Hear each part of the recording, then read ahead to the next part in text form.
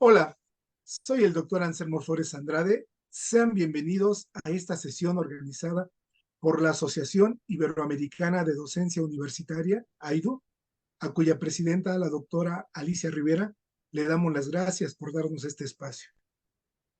En la sesión de hoy abordaremos el tema de equidad en la educación.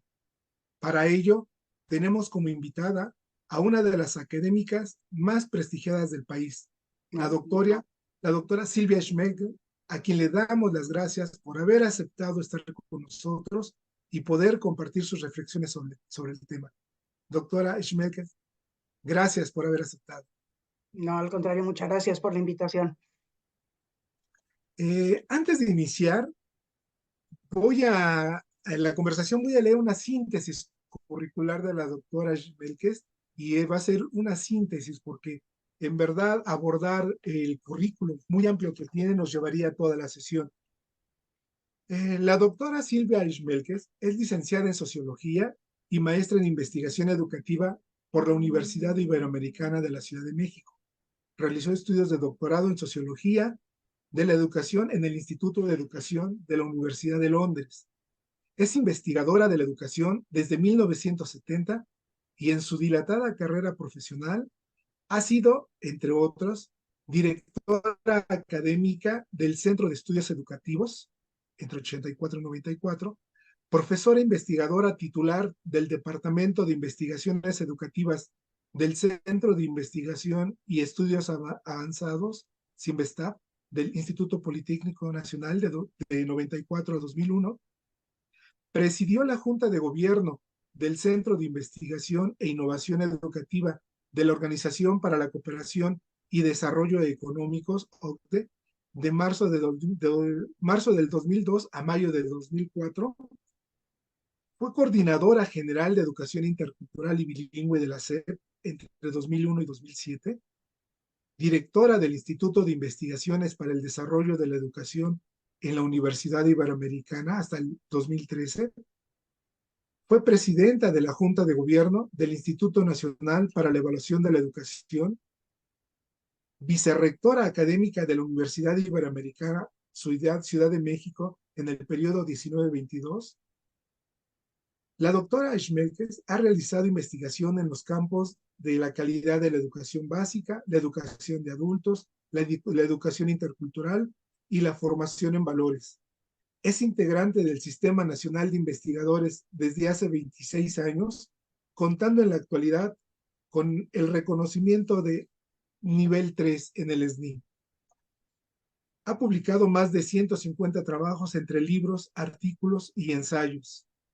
Entre las distinciones más relevantes podemos mencionar, se le distinguió como integrante de la lista de los mejores educadores de América, otorgado por la Organización de Estados Americanos en 1995 y por segunda ocasión en 1996.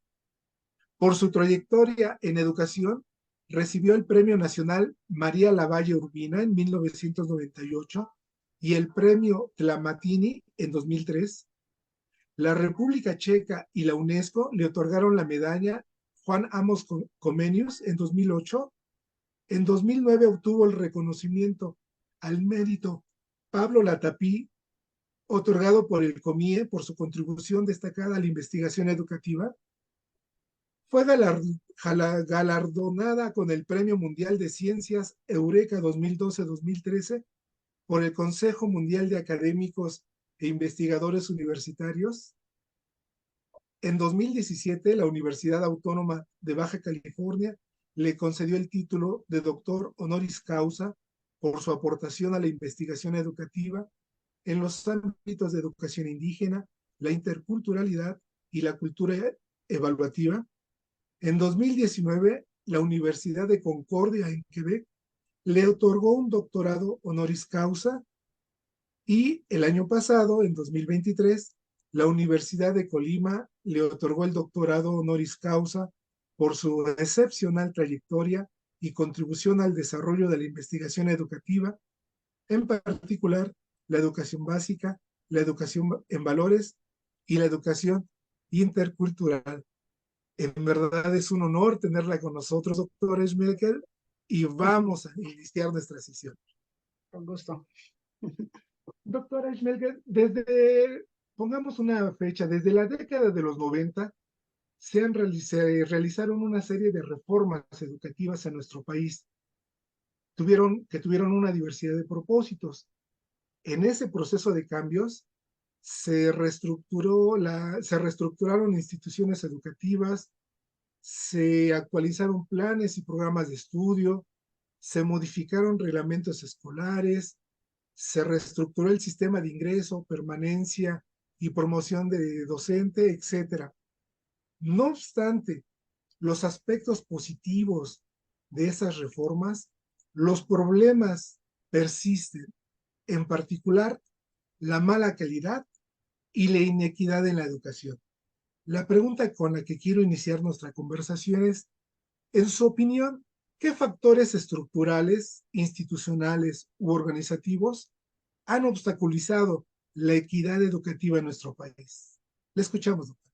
Sí, pues muchísimas gracias. Bueno, pues en principio yo quisiera decir que me da mucho gusto que se trate este tema, porque para mí el problema de la inequidad en educación, pues es el principal problema educativo del país y es un problema que hemos venido arrastrando durante pues ya décadas, ¿verdad? Prácticamente desde la creación de la Secretaría de Educación Pública hasta nuestros días. Entonces me da muchísimo gusto que se trate porque la verdad es que analizando las políticas educativas podemos concluir que estas no han sido diseñadas en clave de equidad, ¿no?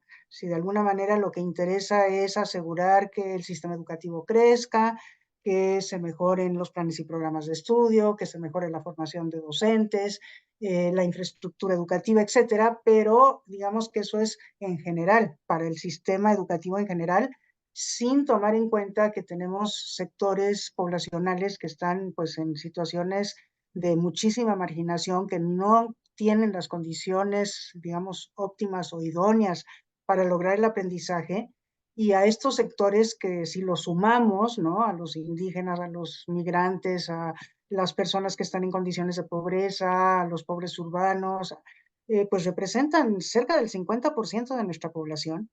Ese 50% no tiene las condiciones necesarias para poder lograr los aprendizajes esperados en las diferentes reformas educativas, incluyendo la actual.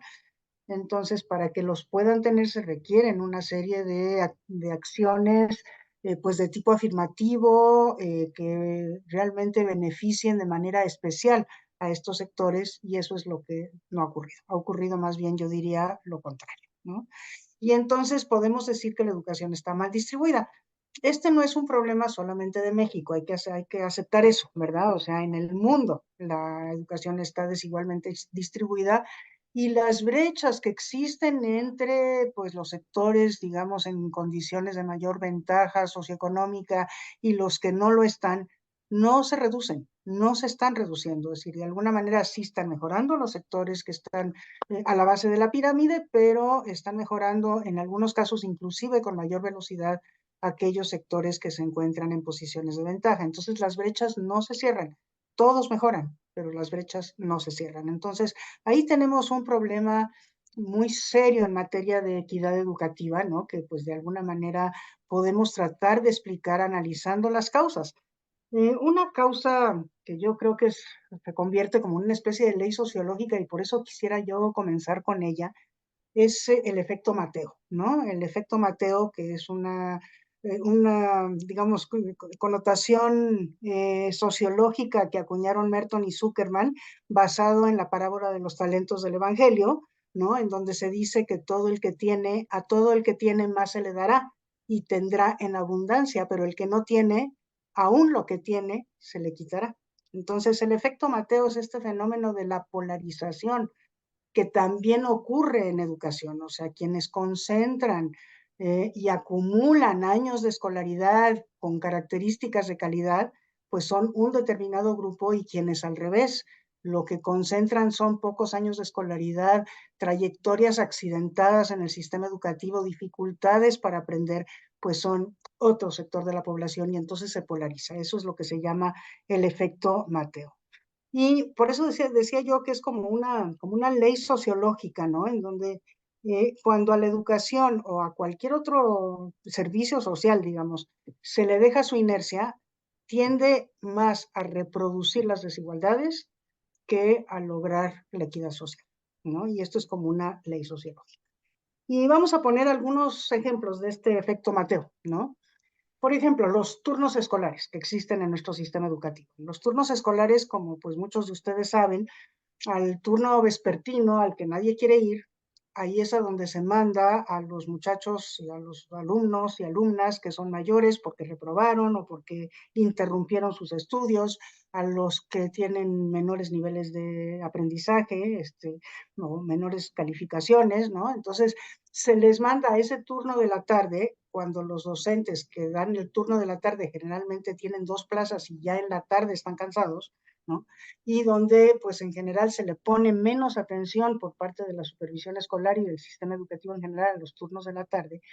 Entonces lo que sucede es que aquellos que van al turno de la mañana son los que tienen las condiciones y a los que se les va a dar aquello que corresponde a esas condiciones, mientras que quienes asisten al turno de la tarde pues ya sabemos la cantidad de dificultades que tienen para poder aprender, ¿no? Y bueno, como en los turnos de la tarde, y eso está demostrado, la reprobación es mayor, el abandono también es mayor y entonces se va segmentando la realidad, ¿no?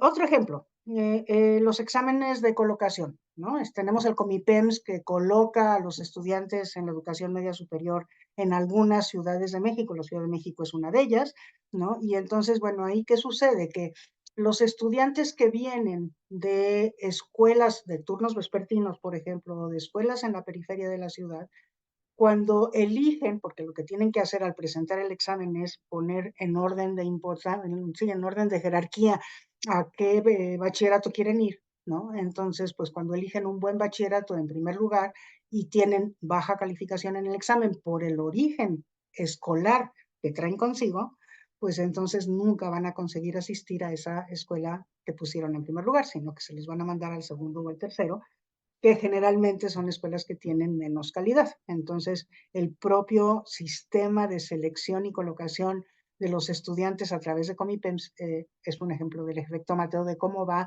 polarizando a los sectores y segmentando a los sectores educativos. Otro ejemplo que lo tenemos en el caso de la infraestructura escolar, ¿no?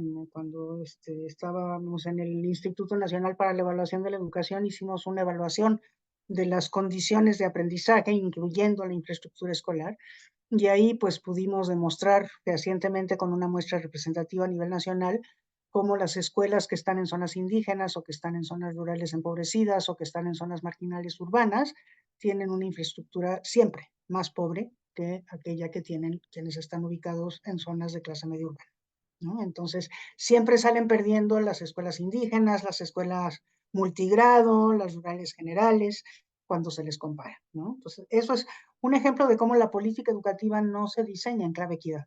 ¿Por qué se le da menos a los que tienen menos? ¿No? O sea, no hay un intento de compensar por esas desigualdades iniciales. Bueno, los exámenes de ingreso a las universidades, por ejemplo, llevándolo hasta ese nivel educativo, pues son otro ejemplo del mito de la meritocracia, porque lo que hacen esos exámenes es seleccionar por la trayectoria escolar previa, ¿no? Sabemos que la calidad de la educación está segmentada en este país, entonces quienes fueron a una escuela multigrado, por ejemplo, y después continuaron en una telesecundaria y después probablemente en un bachillerato comunitario y quieren entrar a la universidad y presentar, para hacerlo tienen que presentar un examen de admisión, pues tienen muy pocas probabilidades de quedar seleccionados en estas universidades, ¿no? Y luego, por otro lado, está la asignación de docentes, como un último ejemplo que voy a mencionar, ¿no? Los docentes, ahora que presentan examen de ingreso, desde la creación del Instituto Nacional para la Evaluación de la Educación Autónomo, se presenta el examen de ingreso, y entonces ahí también los docentes que tienen mejores calificaciones en ese examen de ingreso tienen la posibilidad de elegir en primer lugar, ¿no? Las escuelas o en los primeros lugares, las escuelas a las que quieren ser destinados. Pues pasa lo mismo, el mejor profesor, porque obtuvo las mejores calificaciones, pues va a elegir una escuela de clase media urbana, lo más probable, hay excepciones desde luego, pero lo más probable es que eso suceda, y los que tienen menos calificaciones, pues van a ser enviados a la periferia o a las zonas rurales, etcétera, ¿no?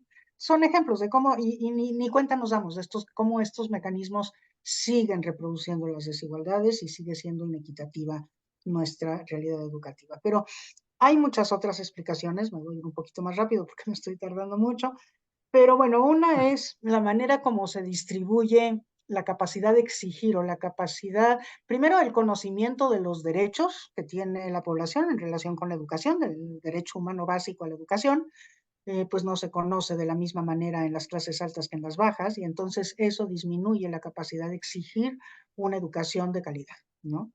Entonces me acuerdo que Martín Carnoy, que es un académico de la Universidad de Stanford, decía, como consecuencia de sus múltiples estudios en toda América Latina, que el Estado no concede, sino responde a presiones, ¿no? Entonces, por eso también eso es lo que explica de alguna manera cómo está distribuida nuestra educación en nuestro país, porque quienes pueden presionar más reciben o sea, son los primeros en recibir una oferta educativa y además también se presiona por una calidad de la educación. Cuando los docentes están ausentándose demasiado, o cuando hay problemas de conflictos internos, pues quienes tienen capacidad de presión son quienes logran resolverlos y quienes no, pues se atienen a las consecuencias, ¿no?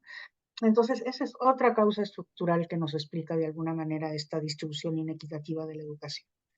Eh, bueno, esto pues se traduce en una no exigencia de determinados sectores poblacionales. Las políticas educativas, por otro lado, se preocupan mucho por subir los promedios, ¿no? Aquí un colega con el que he venido trabajando en un proyecto de equidad educativa que se llama Dan Wagner de la Universidad de Pensilvania, insiste en eso, ¿verdad? O sea, cómo subir los promedios es relativamente fácil cuando para subir el promedio se atiende a aquellos que están en condiciones de ventaja. Igual se suben los promedios porque se mejora el aprendizaje o la asistencia o la permanencia de aquellos que están en mejores condiciones y eso eleva los promedios, ¿no? Es mucho más difícil subir el promedio cuando lo que se busca es atender a aquellos que tienen mayores desventajas. Entonces, ¿qué sucede? Que no se atiende a los que tienen mayores desventajas, se logran incluso alcanzar metas de política educativa, de lograr pues mayor cobertura, mayor permanencia, incluso mayor aprendizaje, pero eso no significa que se están reduciendo las brechas y más bien en muchos casos lo que ocurre es que se están reproduciendo las desigualdades. Entonces es otra causa estructural. Esta es la preocupación de las políticas educativas por los promedios más que por las compensaciones o por las acciones afirmativas o por la atención a aquellos que más lo necesitan. Otra causa es pues la cuestión de la educabilidad. Ahí Juan Carlos Tedesco trabajó muchísimo este tema, ¿no? Y bueno, pues eso tiene que ver con las condiciones del entorno y con las condiciones de la familia y cómo la escuela encuentra menos apoyo en los lugares más pobres, en los que los padres tienen menos escolaridad, donde la preocupación es más bien por qué comer el día siguiente y no tanto porque los hijos e hijas aprendan en la escuela. Y entonces, bueno, pues aquí lo que sucede es que cuando en la familia no están dadas las condiciones, la escuela tendría que tener una acción de naturaleza compensatoria, ¿no? Y eso es lo que no ocurre, ¿no? O sea, cuando se está atendiendo a familias en bajas condiciones de educabilidad, es donde la escuela funciona peor, donde los maestros están menos formados, en donde menos se apoya de parte de la supervisión y del sistema educativo en general, y donde, bueno, las condiciones infraestructurales, etcétera, son más pobres, etcétera, ¿no? Entonces, bueno, luego, otro problema es que la igualdad de oportunidades se ha interpretado y a la fecha es así cómo asegurar el acceso a la escuela, ¿no? Lo que sucede adentro de la escuela importa menos a la política educativa y lo podemos ver ahora muy claramente con las políticas de becas, ¿no? En este momento, pues prácticamente todos los programas sociales que tenía el Estado mexicano para la educación se han concentrado en becas y muchas de estas becas son de naturaleza universal. Entonces, bueno, a todos los estudiantes de bachillerato, por ejemplo, se les da una beca para asegurar que asistan al bachillerato. Pero entonces, ok, se asegura el acceso, pero ¿qué pasa en la escuela cuando no se ha trabajado nada para que esa escuela que está recibiendo a más estudiantes que tienen becas, para que esa escuela mejore? Y eso es lo que no está ocurriendo. Entonces, interpretar la igualdad de oportunidades como únicamente asegurar el acceso pues es impedir que la escuela cumpla con esta función de preparar a todos los educandos para una vida en sociedad, ¿no? Con la calidad necesaria. Entonces, bueno, aquí es como relativamente sencillo ver cómo para los gobiernos resulta más fácil distribuir insumos, distribuir cosas, ¿no? Dinero, insumos, material de construcción, etcétera, ¿no? Eso es relativamente sencillo. Los procesos que son los que definen que la educación sea de calidad, para eso es menos bueno el Estado, ha desarrollado menos capacidades para poder mejorar los procesos. Y eso lo estamos viendo como muy claramente en estos tiempos también. Por otra parte, esto es algo que encontró Carlos Muñoz Izquierdo, es el hecho de que cuando las políticas educativas van destinadas a los más pobres, cuestan más, porque es más difícil llegar a ellos, están más lejos, no hay comunicaciones, las escuelas son más pequeñas, etcétera, hay un problema ahí de economía de escala, entonces cuesta más y por otro lado tardan más en verse los resultados entre los más pobres. ¿Por qué? Porque las condiciones previas son muchísimo más complicadas por este asunto de la educabilidad y por todos los demás que hemos visto acá, las cuestiones socioeconómicas, etcétera, ¿no? Entonces, tardan más tiempo en ver los resultados. Entonces, cuando el criterio para saber si una política educativa continúa o no continúa es el costo-beneficio, es decir, qué tan rápido se logran los resultados con qué poblaciones. Y se ve que con los pobres no se logran, entonces se cancelan los programas antes de dar oportunidad a que los programas funcionen con los más pobres. Y eso pues lo hemos visto en varias ocasiones, no sé, incluso con el programa de oportunidades sucedió muchísimo tiempo, ¿no? Que bueno, se veía que entre más pobre era la comunidad, pues menos resultados o más tiempo tardaban en verse los resultados, cualquiera de las dos cosas. Entonces, bueno, aquí también este factor costo-beneficio no es relativizado como debiera serlo en función de las características de la población y por eso los programas sociales verdaderamente importantes que atienden el asunto de equidad se cancelan antes de dar la oportunidad de que tengan resultados, ¿no? Otra causa estructural también tiene que ver con la manera como se financia la educación y bueno, muchas de las cosas que he dicho también son consecuencia del financiamiento, pero el financiamiento educativo tiende a ser inercial, ¿no? Entonces, bueno, si un determinado estado de la República recibía una X cantidad en un año Y, entonces al año siguiente se le da la cantidad X que recibía, en el año Z se le da esa cantidad más la inflación y a eso se le llama inercial independientemente de si ese estado está en una condición de crecimiento o está en una condición de mayor necesidad, por mayor pobreza o por peores condiciones de la infraestructura, etcétera, ¿no?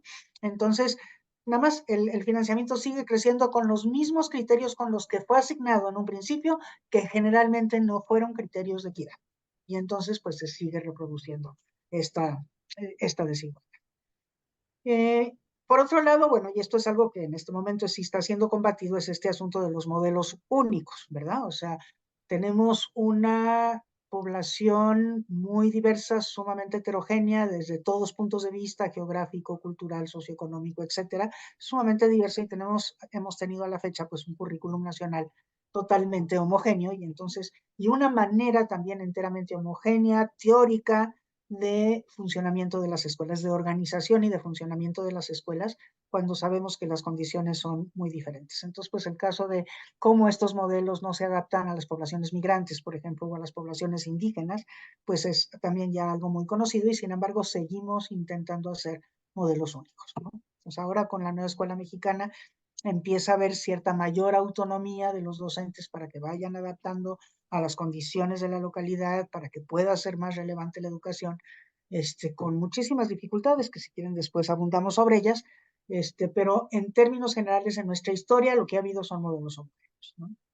Y luego pues hay que tomar en cuenta que hay una interseccionalidad en todo esto, ¿verdad? O sea, que la pobreza se, digamos, sobrepone a otro tipo de característica como el ser indígena, hablar otra lengua, tener mayor edad que la reglamentaria, con la historia de reprobación y de trayectorias educativas accidentadas, con la necesidad de trabajar, con discapacidades, con la necesidad de emigrar, ¿no? Entonces, bueno, estas interseccionalidades, pues es justamente lo que nos explica por qué si tomamos el criterio más abarcativo, que es el criterio de niños y niñas en condiciones de pobreza, tenemos que cerca del 46% de nuestros niños y niñas están en estas condiciones de dificultades para responder al modelo educativo que los está atendiendo.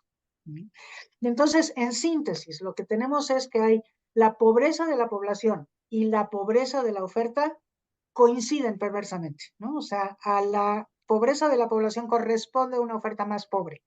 Y entonces, evidentemente, lo que generan es desigualdad de resultados o inequidad en la calidad de los aprendizajes, que pues lo que se busca con la educación es que la educación sea el mecanismo igualador por excelencia, y pues estas son las causas que hacen muy difícil lograr esto.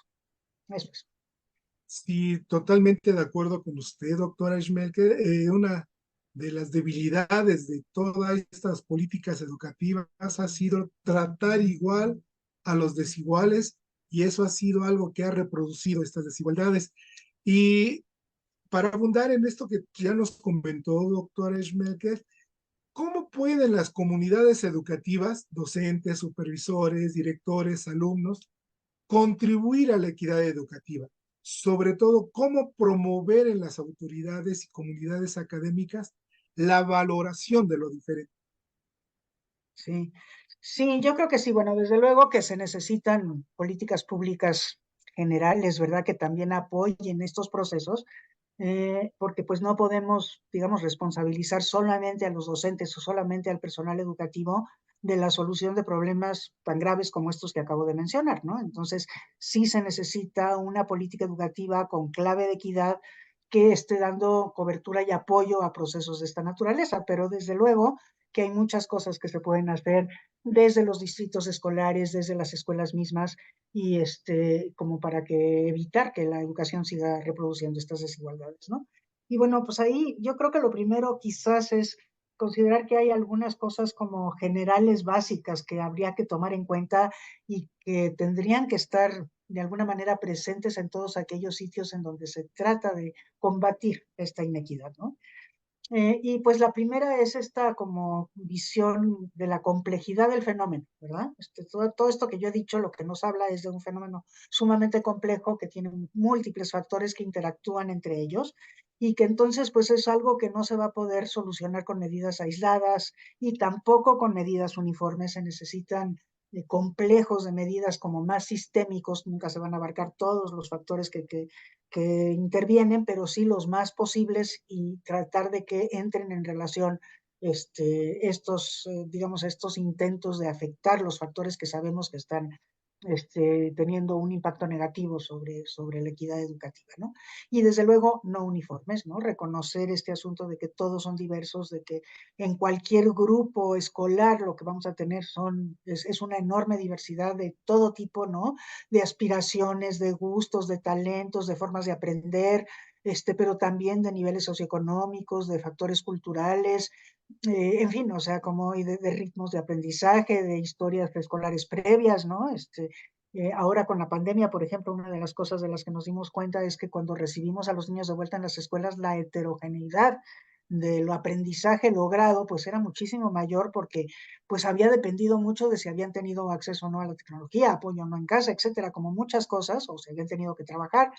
Entonces, pues lo que tenemos en un mismo grupo es una enorme heterogeneidad. Siempre la tenemos, con la pandemia eso se vio, digamos, exacerbado, ¿no? Entonces, eso sería, digamos, lo primero. No podemos resolver eso con medidas uniformes y tampoco con medidas aisladas. Entonces, lo primero que tenemos que hacer es, pues, tratar de entender nuestra realidad y tratar de hacer muchas cosas interrelacionadas para poder atender el problema, y reconocer que todos los niños son diversos, ¿no? Que todos los grupos son diversos y que hay que atender a los niños de forma diferenciada.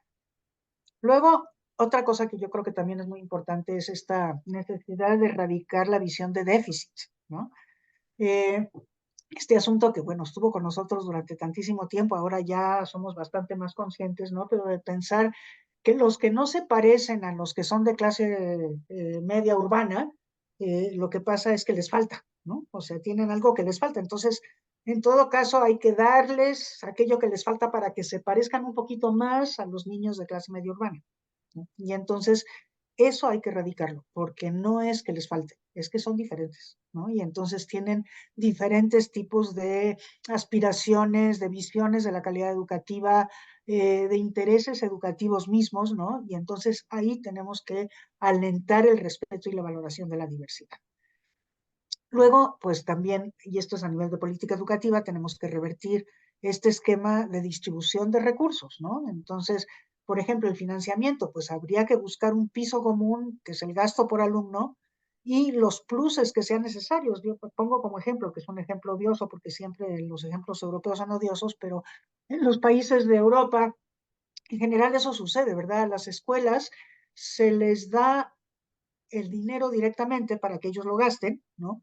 Y el cálculo que se hace para darles ese dinero, para que lo gasten, es cuál es su matrícula, y eso se multiplica por el gasto per cápita en educación primaria o secundaria, según de lo que se trate.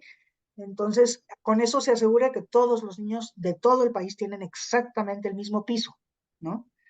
Y después, aparte del piso, una vez que está asegurado que ese piso sea igual, se le da más a aquellas escuelas que están en condiciones de pobreza, que tienen niños, ¿cómo se llama?, incluidos, que tienen niños con discapacidad incluidos, que están en una zona que se habla una lengua diferente a la lengua nacional, ¿no? En donde tienen especiales dificultades, pues se les da un plus, porque se reconoce que esas escuelas van a necesitar más recursos en personal, en capacitación, en apoyos materiales y didácticos, etcétera, que las escuelas que no están en esas condiciones, ¿no? Entonces, se da lo básico a todos, pero más a los que más lo requieren. Y bueno, pues eso es revertir nuestro esquema de financiamiento, ¿verdad? Desde luego, favorecer la profesionalización docente, que eso es fundamental. Sabemos que el docente es el factor más importante y bueno, pues eh, eh, invertir en el docente es lo que más va a redituar en materia de calidad educativa, y si invertimos en formar a los docentes con esta visión de equidad, pues también tendrá repercusiones en equidad educativa. Entonces, la profesionalización docente es sumamente importante, ¿no? Bueno, pero a nivel, digamos, también meso y micro se pueden hacer muchas Y cosas. Por ejemplo, a nivel de las supervisiones escolares, aquí habría que favorecer muchísimo una mayor cercanía a las escuelas y a los docentes por parte de los equipos de la supervisión, que generalmente están formados por un supervisor, supervisora y los asesores técnico-pedagógicos, y buscar que ellos asesoren a los docentes y al director en la misma escuela en función de las dificultades que estos docentes y este director está teniendo para lograr los resultados que buscan, ¿no?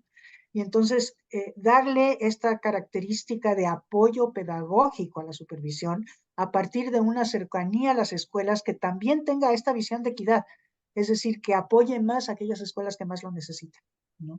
Entonces, y además que pues la supervisión vigile medidas de equidad escolar, planee conjuntamente con el director y con los maestros también, tenga mucho cuidado del clima escolar, porque el clima escolar es muy importante, ¿no? O sea, ahorita vamos a hablar algo del clima escolar, pero el clima escolar es lo que genera la discriminación que impide que se logre la equidad incluso a nivel de aula, ¿no? Entonces, un clima escolar que sea de respeto, que sea de seguridad, que sea de afecto, es absolutamente central como para poner las condiciones para que el aprendizaje sea posible, ¿no? Y bueno, a nivel micro, pensando, digamos, a nivel de cada escuela, pues aquí hay que fortalecer mucho la gestión escolar, el liderazgo académico por parte del director, un director o una directora que sabe que en la escuela, pues la escuela es un lugar a donde se enseña para que los niños y las niñas aprendan y aprendan muchas cosas, o sea, no solamente aprendan los contenidos de un plan de estudios, sino aprendan a convivir, desarrollen las competencias ciudadanas, tengan la posibilidad de relacionarse con la comunidad. Entonces, el liderazgo académico que implica un buen trabajo en equipo, la creación de un clima escolar basado en el respeto, en el afecto, en la seguridad, que asegure una convivencia educadora, ¿no? La convivencia educadora, tanto la formal como la informal, ¿no? Que sea una gestión escolar que sí planee, que también monitoree si se están logrando los propósitos a lo largo del año y que evalúe al final si eso se logró, y que procure la participación de la comunidad. Y en el aula, pues en el aula hay que cuidar especialmente el clima, también en la escuela, pero en el aula también, ¿no? Y aquí pues yo diría que esta palabra tampoco nos gusta mucho usarla, pero aquí la voy a usar porque creo que de eso se trata, ¿no? La cero tolerancia a la discriminación y a la violencia, ¿no? Entonces, ¿cómo se regula la convivencia al interior del aula para formar a nuestros estudiantes en esta necesidad del respeto al otro diferente y de no solamente del respeto, sino del aprecio que se logra por demostrar que gracias a que es diferente a mí me enseña cosas que yo no conozco, ¿no? Entonces, regular la convivencia que también implica pues aprender a participar, aprender a tomar decisiones de manera democrática, aprender a ser solidario, ¿no? Aprender a vivir en forma pacífica. Todas estas cosas que son tan fundamentales en nuestras sociedades actuales que se logran gracias a un clima que se cuide desde el aula y desde la escuela, ¿no? Desde luego, pues el que los profesores y las profesoras conozcan mucho a sus alumnos, ¿no? Con esto que decíamos de que pues los factores son múltiples y hay que atacar los más que se puedan, de los que inciden sobre la calidad y la equidad de la educación, y para eso hay que conocer a nuestros alumnos, ¿no? Y entonces conocerlos, de ser posible conocer a sus familias, tomar en cuenta signos, de alguna manera de problemas socioemocionales que pueden tener los alumnos o de problemas de otra naturaleza que deben de ser atendidos, a lo mejor no necesariamente por el docente en turno, pero que puedan ser canalizados, etcétera, ¿no? Luego que se planee el trabajo en aula buscando que aquello que se enseña sea relevante, que los desafíos, o sea, que los niños y las niñas estén siempre desafiados y que estos desafíos sean graduados, que se recurra al juego, que se vaya de lo conocido a lo desconocido. Y a mí muchos docentes cuando hablo de estas cosas me dicen es imposible que un docente atienda a los niños a partir de su diversidad porque, pues porque no podemos estar atendiéndolos de manera personal.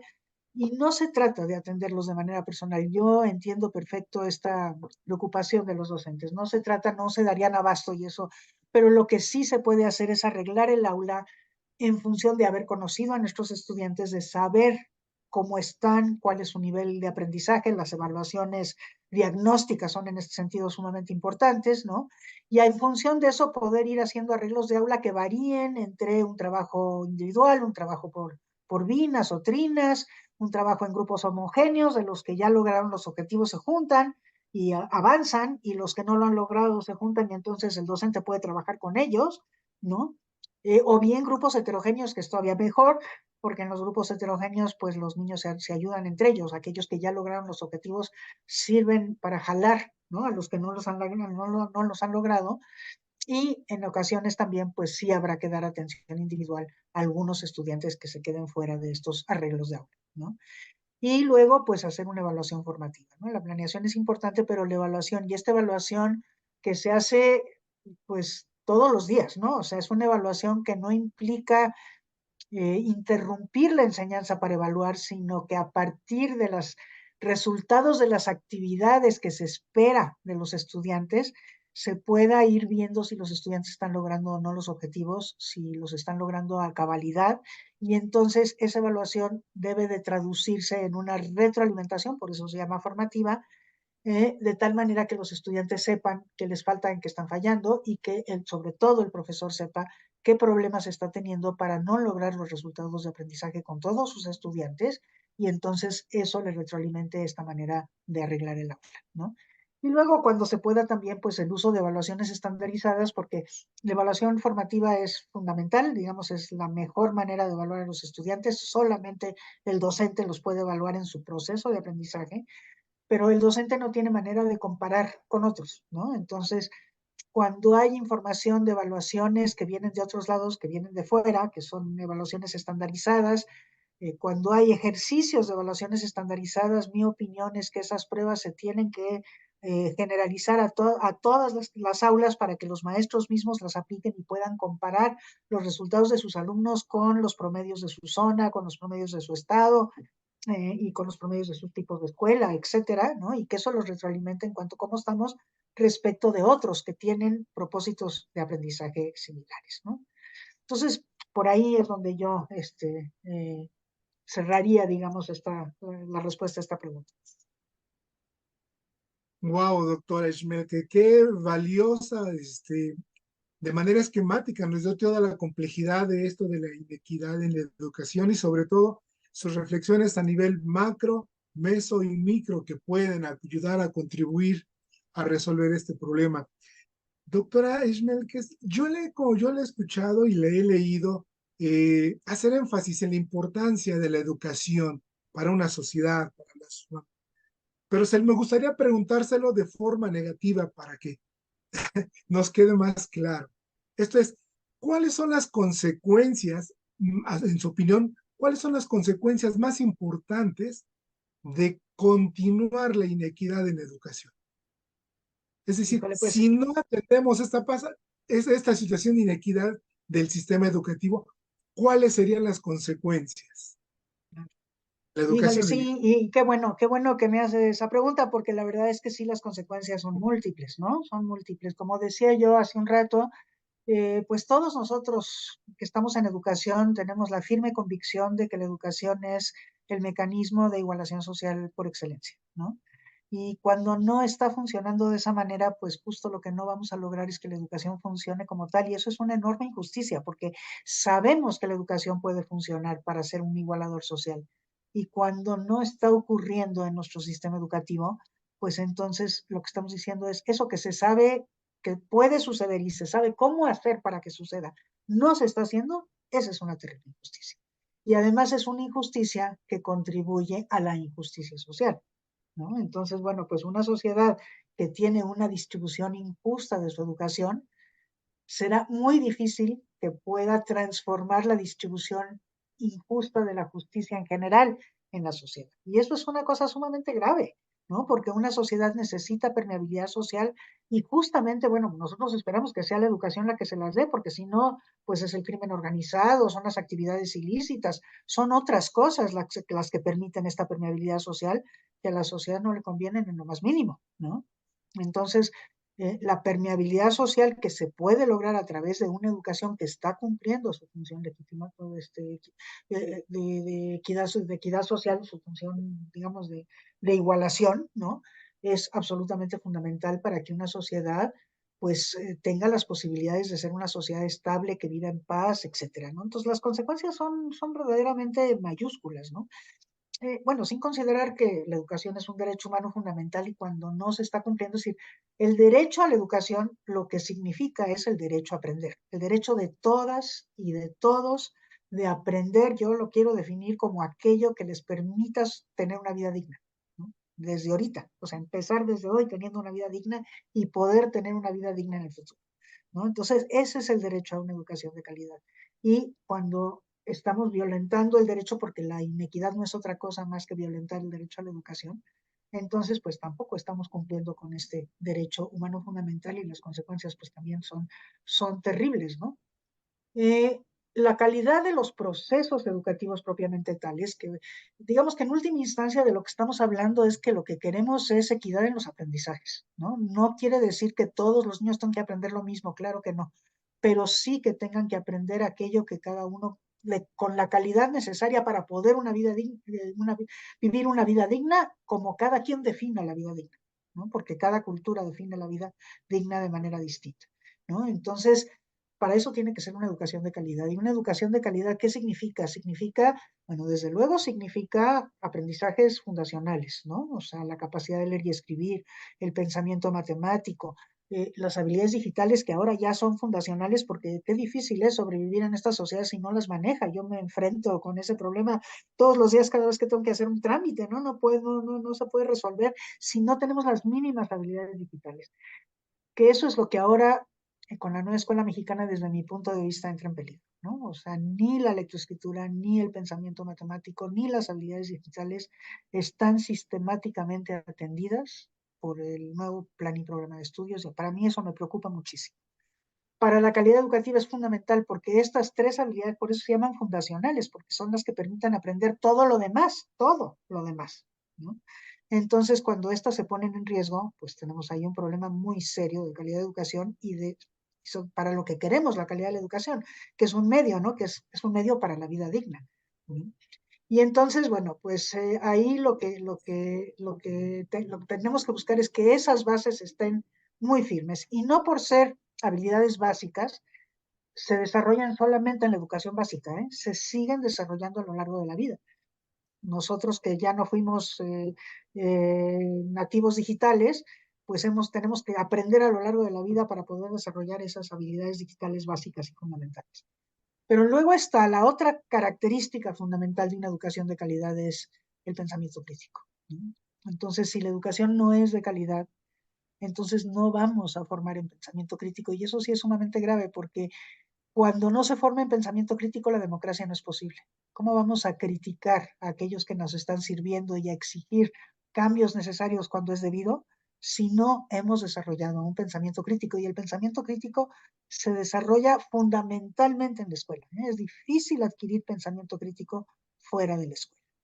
Entonces, ¿qué pasa cuando el pensamiento crítico no se desarrolla en aquellas escuelas que no son de calidad? Pues que se desarrolla solamente en aquellas escuelas que sí lo son y estamos polarizando esa capacidad de tener una acción democrática. Eso es sumamente peligroso en cualquier sociedad, ¿no? Y luego, bueno, sabemos que la educación tiene efectos sobre muchísimas cosas, ¿no? Por ejemplo, sobre la salud, sobre la sostenibilidad, sobre el tejido social, sobre la democracia, sobre la productividad, ¿no? O sea, sobre incluso la fertilidad, ¿no? Entonces, cuando no cuidamos la calidad y la equidad en calidad de los resultados educativos, pues lo que estamos poniendo en riesgo es que justamente estas cosas no se logren, ¿no? Que se logren para todas y para todos. Más salud, mayor sostenibilidad, fortaleza del tejido social, más paz, más democracia, más productividad, ¿no?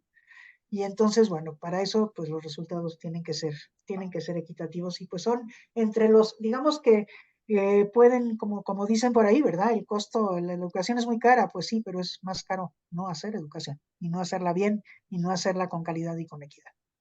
Eso es. Y le comentaba al inicio que el tiempo pasa muy rápido en este tipo de emisión, doctora Sí, Ishmelke. Y así antes de es. que concluya, me encantaría, yo en una conferencia que dio usted a mediados del año pasado, usted mencionó al movimiento Fe y Alegría. Ajá. ¿Podría compartir para el público que nos ve la importancia de ese movimiento educativo? Ah, bueno, sí, con todo gusto. Bueno, Fe y Alegría es un movimiento que empezó en América Latina, ¿no? Es un movimiento de la Compañía de Jesús, ¿no? Ellos fueron quienes los organizaron, los jesuitas, que está en toda América Latina, con excepción de nuestro país, ¿no? Y la razón por la que no está en nuestro país es porque Fe y Alegría empezó siendo escuelas, ahora son muchísimas más cosas, pero las escuelas de Fe y Alegría operan en lugares de pobreza, ¿no? Su lema es donde se acaba el asfalto empieza Fe y Alegría, ¿no? Entonces, nace justamente para poder llevar una oferta educativa de calidad a aquellos lugares a donde no llegaba una oferta educativa, punto, o esa oferta educativa requería de mayor calidad. Y entonces, pero lo que tiene Fe y Alegría son convenios con los estados, de manera que los estados subsidian a través del pago del salario de los docentes a las escuelas de Fe y Alegría, ¿no?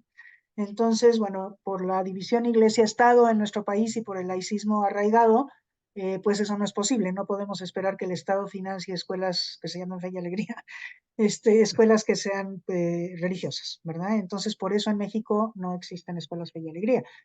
Pero en este momento Fe y Alegría tiene 1 millón de estudiantes en América Latina, ¿no? Y los estudios que se han hecho de calidad de los aprendizajes en las escuelas de Fe y Alegría que funcionan en zonas rurales, en zonas indígenas, en zonas marginales urbanas, de hecho ahí empezaron, pero ya se han extendido muchísimo más, pues han demostrado que los estudiantes aprenden pues más que los estudiantes en escuelas de clase media, inclusive teniendo a los mismos profesores que, digamos, en las tardes trabajan en escuelas del estado en otro lado, ¿no? En alguna zona de la ciudad, a donde sí hay asfalto, por cierto. Entonces, pero con los mismos profesores se logran cosas totalmente diferentes. Entonces, pues es todo un movimiento, es una educación pues de mucha calidad, no solamente desde el punto de vista cognitivo, sino desde el punto de vista social, afectivo, emocional, ¿no? Son escuelas que forman en valores, que forman para la democracia, que forman en convivencia, Entonces, pues es un lindo movimiento. Con el tiempo se han ido ampliando, ahora ya también hacen educación no formal, trabajan con adultos, trabajan con comunidades, tienen radios educativas y hacen otra serie de cosas, pero digamos que lo fundamental siguen siendo sus escuelas y en general son escuelas primarias y secundarias bajas, ¿no? Y Ese es tienen el su movimiento. página institucional, ¿verdad, doctora? Donde la Sí, persona si ustedes se meten a puede. Google y buscan Fe y Alegría, les va a salir la página, así es. Ujú. Doctora Schmelkes, algo con que usted quisiera concluir esta valiosa intervención, alguna reflexión que nos deje a todos los docentes de la Ciudad de México o que nos van a escuchar. Pues sí, sí me gustaría quizás enfatizar esto que de alguna manera ya había yo mencionado, ¿no?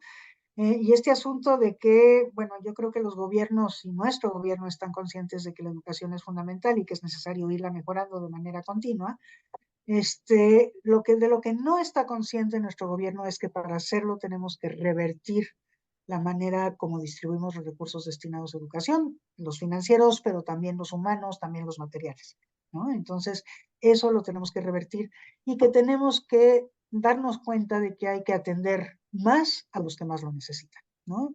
Así que es muy claro que no podemos quitarle recursos a quienes ya lo tienen, pero cualquier recurso adicional destinado a la educación tendría que ir de manera privilegiada a aquellos que se encuentran en las peores condiciones de aprendizaje. Eso sería, yo creo que muy importante.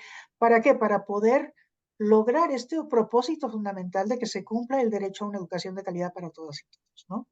Y en este sentido, pues reconocer que hay pues estas tres maneras de subir los promedios, que a todo mundo interesa que suban los promedios, ¿no? Una es que todos los estudiantes mejoren, ¿no? Y eso es muy difícil de lograr. Que todos los estudiantes mejoren es sumamente difícil por la gran heterogeneidad de los estudiantes que desde luego es lo ideal. Ojalá lo pudiéramos lograr, que todos mejoran. Que mejoren los de arriba, que es lo que se suele hacer, ¿no? O sea, que los recursos generalmente son acaparados por este efecto Mateo natural por los que están arriba y entonces los que mejoran son los de arriba y eso también sube los promedios. Por eso seguimos mejorando, ¿no? Pero la tercera es que mejoren los de abajo, ¿no? Entonces, esta opción, ¿no? Pues es la que nos toca hacer. Acabo de ver los resultados de PISA para América Latina y podemos criticar a PISA todo lo que quieran ustedes. Yo comparto muchas de las críticas, pero una cosa que sí nos da PISA es esta posibilidad de compararnos entre nosotros como países de América Latina y con otros países del mundo. Y resulta que en la prueba de matemáticas, que es la prueba que más se focalizó en esta aplicación última que hubo, el 75% en promedio de los estudiantes de América Latina están por debajo del nivel básico en aprendizaje matemático. Por debajo del nivel básico, tres cuartas partes de nuestros estudiantes. En el caso de México es el 66%. En algunos países es más, en otros países es menos, pero el promedio es 75%. O sea, ese nivel por debajo del básico significa que no están logrando los aprendizajes necesarios para seguir estudiando al siguiente grado escolar o para salir de la escuela y sobrevivir en la vida. Estamos hablando de niños y niñas de 15 años, de muchachos y muchachas de 15 años de edad. Entonces, el 75% están por debajo del nivel básico. Entonces, es evidente que lo que tenemos que hacer es subirlos a ellos, trabajar con ellos para que ellos suban. Y esa es la tercera manera de subir los promedios. Vamos focalizándonos en aquellos que más lo necesitan, porque subiendo el piso, pues suben todos también. Todos van a aprender mejor. Entonces, bueno, pues eso es, yo quisiera dejarles con esa cosa para que, con esa idea para que ustedes la reflexionen y a lo mejor pudiéramos, en alguna otra ocasión comentarla más ampliamente. Gracias, doctora Schmelke. Y bueno, pues soy el doctor Anselmo Flores Andrade y fue un honor haber conversado con la doctora Silvia Schmelke, una destacada investigadora e impulsora de la calidad, la inclusión y equidad en la educación, con especial énfasis en los grupos marginados en situación vulnerable del país. Gracias, doctora Schmelke, y No, hasta muchas pronto. gracias a ustedes por la oportunidad. Hasta luego, nos vemos. Hasta luego.